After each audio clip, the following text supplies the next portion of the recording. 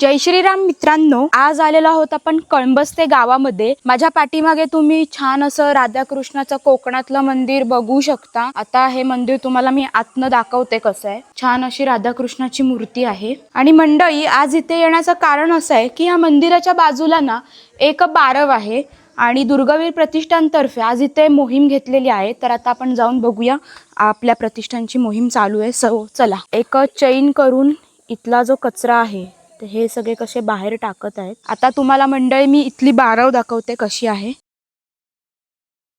आणि मंडळी, ही जी बारव आहे ना ती एल टाइप मध्ये आहे आणि माहितीनुसार अहिल्याबाई होळकर यांच्या काळातली ही बारव आहे। तर आता इथे खाली पूर्ण गाळ काढायचं काम चालू आहे, हे बघू शकता।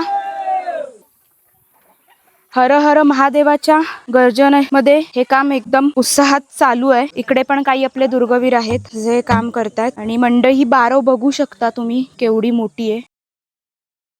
तर मंडळी, हा जर ब्लॉग आवडला असेल तर भेटूया आपण नेक्स्ट ब्लॉग मध्ये।